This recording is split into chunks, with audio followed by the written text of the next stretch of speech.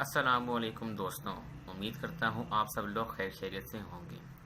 दोस्तों, आज मैं आपके साथ एक new series of videos share करने जा रहा हूँ और most probably in next 5 to 6 months तक आपके साथ ये वीडियोस शेयर करता रहूँगा। आज की इस वीडियो में मैं आपके साथ थोड़ा सा इंट्रोडक्शन शेयर करूँगा मैटलैब सॉफ्टवेयर का। मैटलैब सॉफ्टवेयर पे हम किस तरह काम कर सकते हैं, उसको स्टार्टअप किस तरह लेते हैं वहाँ पर उस पर किस तरह काम किया जाता है, उसके बारे में थोड़ा सा इंट्रोडक्शन शेयर करूँगा आपके साथ।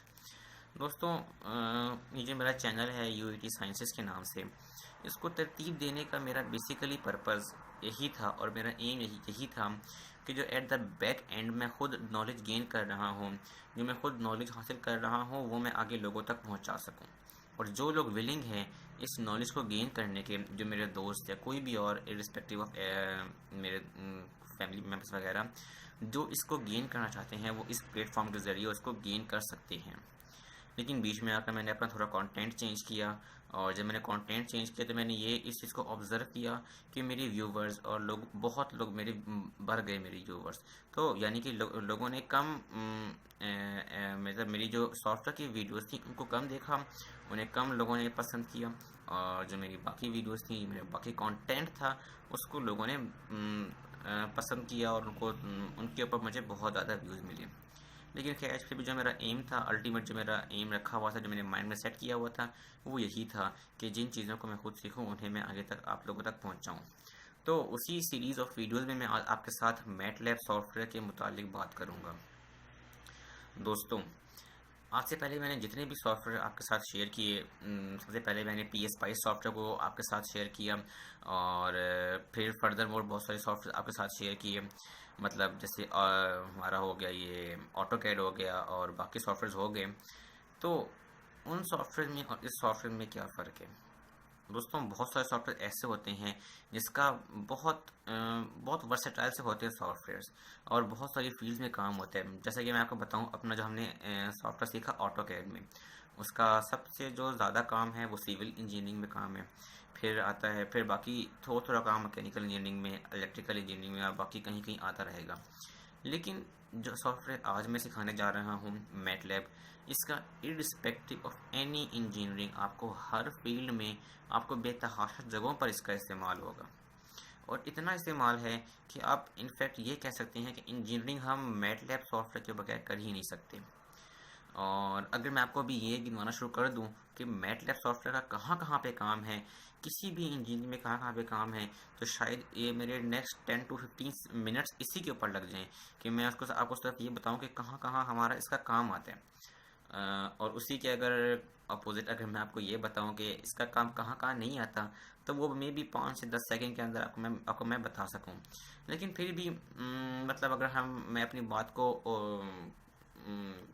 कंबाइन करूं, तो उसमें ये होगा कि जो मैटलैब सॉफ्टवेयर है वो हर एक फील्ड में आपकी जो बेसिक बिल्कुल मैथमेटिक्स है, आपने दो नंबरों का सम करवाना है, आपने सिंपल से सिंपल जो मैथमेटिक्स सॉल्व करवानी है, वहाँ से स्टार्ट करके आपने मुश्किल से मुश्किल तरीन जो चीज़ सॉल्व करवानी है उसके ऊपर, आपने उसमें साउंड प्रोड्यूस करवाना है, उस पर ग्राफ प्लॉटिंग करवानी है, आपने उस पर मैट्रिक्स सॉल्व करवाना है, आपने उसमें इमेज प्रोसेसिंग करवानी है, आपने उसमें वीडियो की करवानी है प्रोसेसिंग, उसमें लाखों ऐसे काम आप करवा सकते हैं जो मतलब हमारे डेली लाइफ में इस्तेमाल होते हैं।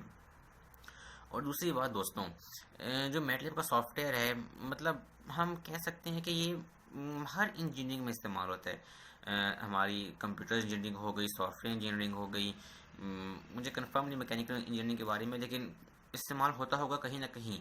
और कोई इंजीनियरिंग कर रहा हो ना कर रहा हो, ये हमारी मैथमेटिक्स को सॉल्व करने के लिए ऐसा सॉफ्टवेयर है कि जहां आप किसी भी टाइप के सॉफ्टवेयर को कोई क्वेश्चन को डाल दें, वो आपको उसका सॉल्यूशन देगा। ना सिर्फ उसका सॉल्यूशन, उसकी ग्राफ की प्लॉटिंग, उसके मुताबिक ईच एंड एवरी चीज़ आपको प्रोवाइड वो करेगा। अब मैटलैब, मैटलैब क्या है? MATLAB consist of two words, mat and lab. Mat और लैब में को कंबाइन करें तो बनता है मैटलैब। मैट से बनता है matrix and lab for stands for laboratory. So combining both of this makes matrix laboratory. तो एज द नेम इंडिकेट्स कि मैट्रिक्स की फॉर्म में हमको यहाँ पर अपना मोस्ट ऑफ द काम मैट्रिक्स की फॉर्म में करना पड़ेगा। तो दोस्तों वही जो प्रॉपर्टी है मैटलैब की कि हमको जो भी उसके ऊपर काम करवाना हो, ऑलमोस्ट हम ये कह सकते हैं कि जो 95% जो हम काम करवाते हैं मैटलैब के ऊपर, हमको हम जो इनपुट देते हैं मैटलैब को, वो ऑलमोस्ट हम 95% जो टाइम्स है वो हम उसको मैट्रिक्स की फॉर्म में इनपुट देंगे।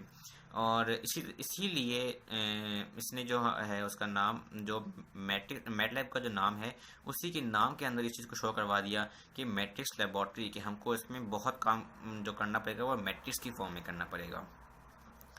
फिर दूसरी बात दोस्तों कि अब इस चीज़ को हम मैट्रिक्स के ऊपर जो बात करें कि मैट्रिक्स किस तरह बनती है सॉफ्टवेयर के ऊपर, जो मैटलैब सॉफ्टवेयर उसके ऊपर किस तरह मैट्रिक्स बनेगी, किस तरह हम उसको बनाएंगे, उसको डिफरेंट तरीके बनाने के, उसमें रोज़ को सेट करना, उसमें कॉलम को सेट करना, वो सारी बातें मैं आपको सॉफ्टवेयर के ऊपर ही बताऊँगा। अब इसमें जो हम कमांड्स की बात करें तो वो लाखों की ऑलमोस्ट, लाखों तो खैर नहीं कह सकते, लेकिन बेतहाशा कमांड्स हैं। हर एक चीज़ के लिए मोर देन 4 to 5 कमांड्स होती हैं। सिंपल अगर हमने टेबल जो है ड्रॉ करवाना है तो उसके लिए हर एक फंक्शन के लिए उसकी सेपरेट कमांड्स होंगी। तो अब इन कमांड्स को किस तरह यूज़ करना है, अब उनको याद किस तरह करना है। फिर अगेन वही बात आती है जो मैंने आपसे पहले ऑटोकैड में शेयर की थी कि जितनी ज़्यादा प्रैक्टिस होती रहेगी उतना ज़्यादा इस सॉफ्टवेयर को हम एक्सप्लोर कर सकते हैं। और एक और बात जहाँ मैं आपको बताना चाहूँगा कि जितना ज़्यादा आप इस सॉफ्टवेयर को एक्सप्लोर करेंगे उतना ज़्यादा ये सॉफ्टवेयर खुलते हुए खुलता जाएगा आपके पास, उतना ज़्यादा आपको न्यू से न्यू इन्फॉर्मेशन इस सॉफ्टवेयर की आपको मिलती रहेगी। तो दोस्तों जितना हम बात करना चाहें मैटलैब के ऊपर, जितना मैं इसको इंट्रोड्यूस करवाना चाहूँ आपके सामने मैटलैब सॉफ्टवेयर को, उतना मैं करवा सकता हूँ। लेकिन एट द बैक हैंड मुझे टाइम का भी ख्याल रखना है कि इतना टाइम ना बढ़ जाए कि फिर आगे व्यूवर्स जो हैं वो देखे ही ना इस वीडियो को सीधे से। तो उसको मैंने इसको मैंने कॉम्प्रेस करके मैंने शेयर करना आपके साथ इन तमाम बातों को। और फिर जो मेरी फर्दर होंगी वीडियोस उसमें भी मैं आपके साथ जो इंट्रोडक्शन के कुछ पार्ट है उसको शेयर करता रहूँगा आपके साथ किस तरह हम काम करते हैं। तो अभी आगे हमने इसके सॉफ्टवेयर के ऊपर भी काम करना है, वहाँ मैं आपको सब कुछ बताऊँगा कि किस तरह हमने मैट्रिक्स बनानी है, उसको सॉल्व करने का तरीका और each and everything about matrix. तो ये वीडियो जो आज शेयर करने जा रहा हूँ ये इस लिहाज से भी बहुत इम्पॉर्टेंट है कि ये जो वीडियो है ये बिल्कुल बेसिक है आपकी जो फर्दर जो मैं आपको वीडियोज़ मैं आपके साथ शेयर करूँगा उसके लिए। तो ये इस वीडियो में आपको मैक्सिमम जो है वो गेन करना होगा। जो चीज़ मैक्सिमम आपको गेन करना है वो आपको इसी वीडियो से करनी है। मैट्रिक्स की फॉर्मेशन, कमांड विंडो और जो बाकी तमाम विंडोज़ हैं उन सब के बारे में इंफॉर्मेशन वो आज मैं आपके साथ इस वीडियो में शेयर करूँगा। तो चलें बगैर टाइम ज़ाया किए हम चलते हैं अपने सॉफ्टवेयर की तरफ। तो चलें स्टार्ट करते हैं।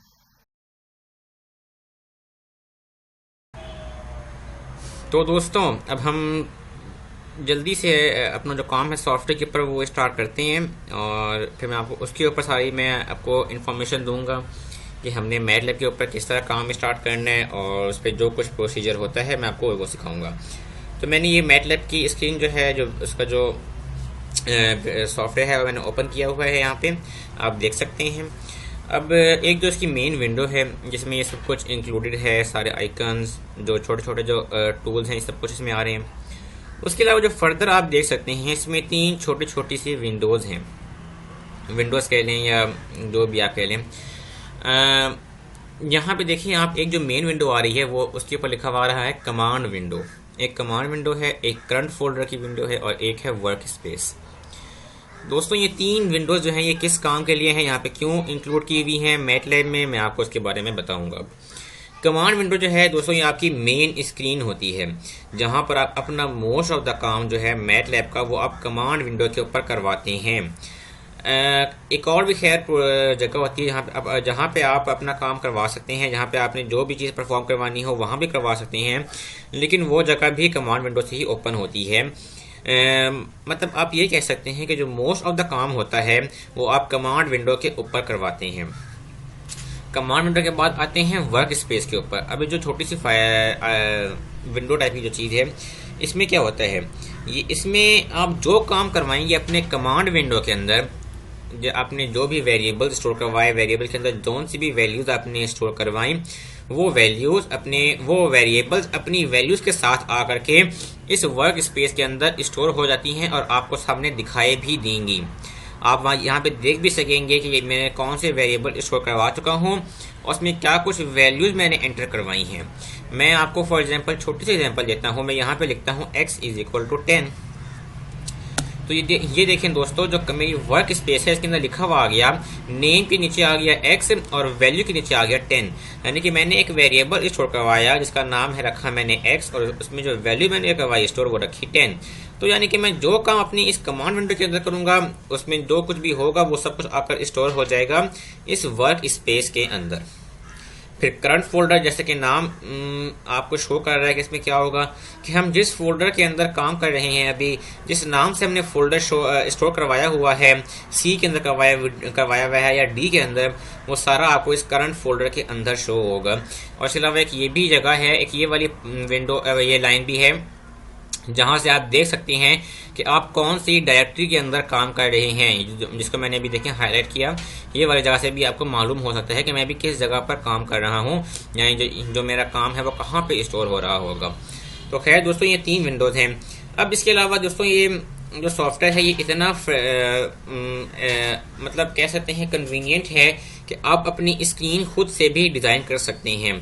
मतलब कि अगर मैं चाहता हूं कि मेरे जो स्क्रीन के ऊपर वर्क स्पेस है ये शो ना हो मुझे, तो मैं सिंपली लेफ्ट क्लिक करके इसको अनडॉक कर दूंगा।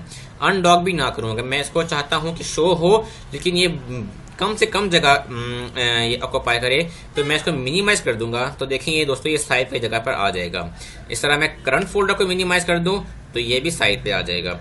और जो मेरी जो कंप्लीट जो विंडो बन जाएगी वो मेरी बन जाएगी कमांड विंडो, जो है वो मेरी कंप्लीट जो विंडो वो बन जाएगी। यानी कि मेरे पास मैक्सिमम जगह होगी अब काम करवाने के लिए। अब मैं इसके ऊपर क्लिक करता हूँ तो देखिए ये मेरे पास वर्क स्पेस ओपन हो जाता है। जब मैं इसके ऊपर करता हूँ क्लिक तो मेरे पास करंट फोल्डर ओपन हो जाता है। अब अगर इनको मैंने अपनी ओरिजिनल पोजीशन में लेकर के आना है तो मैं इसको रीस्टोर कर देता हूँ, और इसको लेकर करके आना है तो इसको रीस्टोर कर देता हूँ या अनडॉक। ये डिफरेंट तरीके थे दोस्तों जिसको आप करवा सकते हो अपनी मर्जी के मुताबिक। आप इनको कहीं भी सेट कर सकते हो। अगर आपने इसको सीरियस से स्क्रीन से खत्म करना है तो आप सिंपली आकर इसको अनडॉक कर दो। अनडॉक के बाद आपके पास ये इस तक की ओपन हो जाएगी। इसको यहाँ से कर दो कैंसिल, तो ये आपका खत्म हो जाएगा। इस तरह मैंने करंट फोल्डर की ऑप्शन को खत्म करना है, इसको अनडॉक कर दो तो यहाँ से मैं इसको भी खत्म कर सकता हूँ। अब दोस्तों, अगर आपसे गलती से वर्क स्पेस के जो स्क्रीन से खत्म हो गई है और आप चाहते हैं कि मैं वापस लेकर के आऊँ उसको स्क्रीन के ऊपर, तो फिर आप क्या करेंगे? आप देखिए ऊपर टॉप पे लेआउट की ऑप्शन आ रही है, यहाँ पे सिंपली जा करके इसको ओपन करें। यहाँ पे आपको सब कुछ मिलेगा, करंट फोल्डर, वर्क स्पेस, दोनों आपको ऑप्शन आ रही हैं। इसको आपने अगर बाहर लेकर आना है इसको क्लिक कर दें तो ये बाहर आ जाएगा। इस तरह आपने करंट फोल्डर को लेके आना है वो बाहर आ जाएगा। यानी आप जिसको चाहते हैं आप बाहर से ला सकते हैं, उसको अपनी मर्जी के मुताबिक सेट कर सकते हैं अपनी इस विंडो को। और अगर आप चाहते हैं कि आप दोबारा उसी तरह की स्क्रीन बना लें जिस तरह की पहले से प्री डिफॉल्ट जो बनी हुई थी, सॉफ्टवेयर जो ऑर्गेनाइज हुआ उस तरह की, तो यहाँ पर आए लेआउट की ऑप्शन में डिफॉल्ट की ऑप्शन जो आ रही है ये क्लिक कर दें तो सब कुछ वैसा ही आ जाएगा जैसा कि हमने जब स्टार्ट किया था सॉफ्टवेयर, तो उस टाइम जिस तरह का बना हुआ था सारा कुछ वैसा ही बन जाएगा। तो दोस्तों, हम जल्दी से अपना काम अब जो मैटलैब के ऊपर है वो स्टार्ट करते हैं। और सबसे पहले मैं आपको सिंपल सा जो सम है वो इस पर परफॉर्म करवा के दिखाता हूँ। अब मैंने 2 + 6 किया तो जो उसका आंसर था 8 वो यहाँ पे मुझे शो हो गया। और जो इसकी जो वैल्यू है 8 जो है वो स्टोर हो गई एक वेरिएबल के अंदर जो है ANS। अब लेकिन और जो ANS अपनी वैल्यू के साथ देखिए मुझे वर्क स्पेस के अंदर भी शो हो रहा है। लेकिन देखा जाए तो मैंने तो कोई ANS वेरिएबल दिया ही नहीं था मैटलैब को। उसने कहाँ से ये वेरिएबल लिया और उसके अंदर जो वैल्यू थी 2 + 6 की वो उसने स्टोर करवा दी। तो दोस्तों, मैटलैब के सॉफ्टवेयर के ऊपर एक डिफॉल्ट वेरिएबल होता है जिसका नाम होता है ANS यानी कि आंसर। और उसके अंदर जो अगर हमने कोई ऐसा काम किया हुआ है जिसको हमने किसी वेरिएबल के अंदर स्टोर नहीं करवाया हुआ तो वो डिफॉल्ट वेरिएबल ANS के अंदर खुद से स्टोर करवा देता है। इसी तरह मैं कोई और वेरिएबल ले लूँ, t = 2 + 3 कर दूँ तो वो उसकी जो वैल्यू है वो t के अंदर स्टोर होकर हो जाएगी और मुझे वर्क स्पेस पर भी उसकी जो वैल्यू है वो मुझे मिलेगी। ठीक है, अब एक और काम करते हैं इसके ऊपर। मैं क्या करता हूँ कि q = 1 + 2 कर देते हैं। ठीक है, तो अब देखें, अब जो q की जो वैल्यू है वो मुझे वर्क स्पेस के अंदर तो नज़र आ रही है, यानी कि जो Q की वैल्यू 3 है वो मुझे वर्क स्पेस के अंदर नजर आ रही है, लेकिन जो उसकी वैल्यू है वो मुझे कमांड विंडो के अंदर शो नहीं हो रही। हालांकि जो T की जो वैल्यू थी 3+3 की, वो मुझे कमांड विंडो के अंदर भी शो हो रही थी। तो यहाँ पे क्या डिफरेंस आया? इस डिफरेंस जो है वो ये जो सेमी कॉलन है वो लाता है। जो सेमी कॉलन है उसको हम मैटलैब में कहते हैं सप्रेसर। वो हमारे जो इक्वेशन होता है उसको कंप्रेस कर देता है, यानी कि उसको जो है सॉल्यूशन वो हमको सिर्फ वर्क स्पेस के अंदर नजर आएगा, उसके बाद कमांड विंडो के अंदर जो उसका सॉल्यूशन है वो नजर नहीं आएगा। यानी कि इक्वेशन के आगे सेमी कॉलन लगाने से उसका आंसर हमें वहां पर नहीं मिलेगा। तो यहाँ पर हमने जो डिफ़ॉल्ट वेरिएबल की बात की ANS की, और अब खुद से अगर कोई वेरिएबल दें, T दे दें, U दे दें, ABC कुछ भी दे दें, उसकी हमने बात कर ली है T के ज़रिए कि जो मैंने कोई से भी वेरिएबल लिया अपनी मर्जी का, उसके अंदर एक वैल्यू करवा दी स्टोर। और फिर मैंने आपको बता दिया कि अब हमने जो इस्तेमाल किया जो सेमी कॉलन की जो कमांड थी, इसको जो हमने इस्तेमाल किया तो उसको भी मैंने आपको दिखा दिया।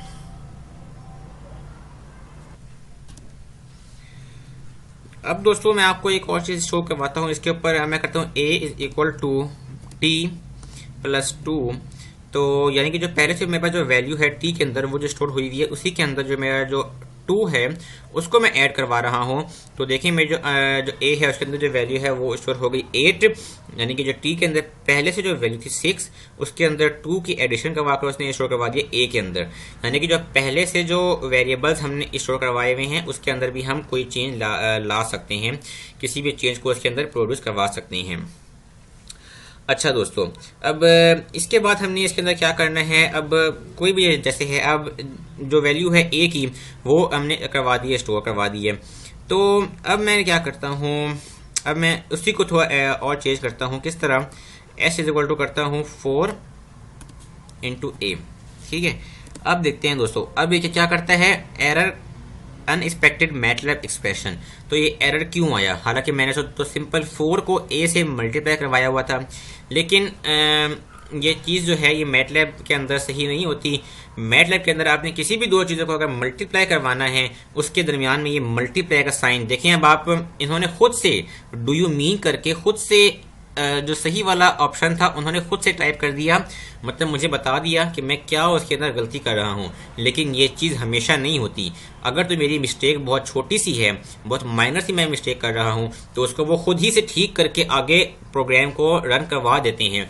लेकिन अगर तो मैं कोई मिस्टेक मेरी बहुत बड़ी है और उसको वो खुद से ठीक नहीं कर सकते, तो फिर मुझे वो बता देंगे कि किस लाइन के अंदर इसमें मिस्टेक कर रहा हूँ, लेकिन उसको वो खुद से सॉल्व नहीं करते। लेकिन यहाँ पर देखें, इन्होंने खुद से उसको सॉल्व करके और 4 स्टैटिक A करके उसने करवाया हुआ है। तो मैं करवाता हूँ एंटर। तो मेरा जो आंसर है वो है 32। जो मेरे A के अंदर जो वैल्यू थी वो थी 8, और जो उससे मैंने करवाया मल्टीप्लाई 4 से, तो मेरी जो वैल्यू है S के अंदर वो स्टोर हो गई 32 से, और जो मतलब वैल्यू है 32 वो स्टोर हो जाएगी S के अंदर। तो दोस्तों, अब मैं आखिर में आपके साथ 2 कमांड्स शेयर करके अपनी इस वीडियो को ख़त्म करता हूँ। अब जैसे जो मेरी जो कमांड विंडो है ये बहुत भर चुकी है, इसमें मैंने काफ़ी सारा सम और बहुत सारा जो फंक्शंस है मैंने इसके ऊपर वो मैंने परफॉर्म करवा लिए। अब मैं चाहता हूँ कि मेरी कमांड विंडो अगर क्लियर हो जाए, इसके ऊपर जो कुछ मैंने लिखा हुआ है वो सब कुछ साफ़ हो जाए, तो मैं सिंपली अपने कीबोर्ड से एंटर करूँगा CLC और उसको एंटर कर दूंगा। तो देखिए मेरी कमांड विंडो जो है वो पूरी क्लियर हो गई। और इसी तरह अगर मैं चाहता हूँ अपनी वर्क स्पेस को क्लियर करना, तो मैं कीबोर्ड से एंटर करूँगा CLEAR। तो अब मैं इसको एंटर करूँगा तो मेरी जो वर्क स्पेस है वो भी मुकम्मल तौर पर साफ़ हो गई। और अब मैं दोबारा अगर CLC एंटर करूँ तो जो ये विंडो है ये भी साफ़ हो जाएगी। अब हुआ क्या कि जो मैंने जो इन 2 कमांड्स के ज़रिए अपनी जो टोटली जो मेरी विंडो थी उसको मैंने बिल्कुल वैसे ही कर लिया जैसे कि जो डिफ़ॉल्ट ओपन होती है। जब मैं पहले ओपन करता हूँ अपनी मैटलैब के सॉफ्टवेयर को, तो बिल्कुल यह वैसी ही विंडो बन गई। इसके ऊपर कुछ भी स्टोर नहीं हुआ हुआ, कुछ भी काम नहीं हुआ हुआ। तो हम इन 2 चीज़ों के ज़रिए हम अपनी जो मैटलैब का जो हमारा जो विंडो है उसको दोबारा से डिफ़ॉल्ट उसके अंदर ला सकते हैं जिस तरह की वो पहले होती है। तो दोस्तों, मैंने आपको बेसिकली कहा था मैट्रिक्स का, मैं आपको मैट्रिक्स इस वीडियो में समझाऊंगा, लेकिन मैं नहीं समझा पा रहा इस वीडियो में क्योंकि ऑलरेडी बहुत मैंने टाइम ले लिया है अपनी इस वीडियो के अंदर, और काफ़ी लंबी वीडियो बन चुकी है ऑलरेडी ये। तो इंशाल्लाह मैं नेक्स्ट अपकमिंग वीडियो में, जो कि इंशाल्लाह कल तक ही अपलोड मैं कर दूंगा मैट्रिक्स की वीडियो भी, उसके अंदर आपको इंशाल्लाह मुकम्मल तफसील से बताऊंगा मैट्रिक्स के मुतालिक, और इंशाल्लाह पूरी इन्फॉर्मेशन उसमें आपके साथ शेयर करूंगा मैट्रिक्स किस तरह बनती है इसके ऊपर, और उसके ऊपर काम किस तरह कर सकती हैं। तो जो बिल्कुल बेसिक जो चीज़ें थी आज वो मैंने आपके साथ शेयर की, और ये ऑलमोस्ट आपको पहले भी आती होंगी अगर आपने C++ इस्तेमाल किया हुआ है। उसमें कोई ऐसा सच कोई न्यू चीज़ नहीं थी सिवाय 2-3 कमांड्स के। तो दोस्तों उम्मीद करता हूँ आपको मेरी आज की ये वीडियो पसंद आई होगी। अगर आपको पसंद आई है तो आप खुद देखें और दूसरे जो लोग हैं उनके साथ इसको शेयर करें, और मुझे कमेंट में ज़रूर बताइएगा जो मेरी शॉर्ट कमेंट्स थी, जो मैं नहीं समझा सका, या जो चीज़ें आपको सही तरह नहीं क्लियर हुई, वो मुझसे कमेंट बॉक्स के अंदर ज़रूर पूछिएगा। उम्मीद करता हूँ आपको मेरी वीडियो पसंद आई होगी। मिलते हैं जल्द ही अगली वीडियो में आपके साथ, तब तक के लिए अल्लाह हाफिज़।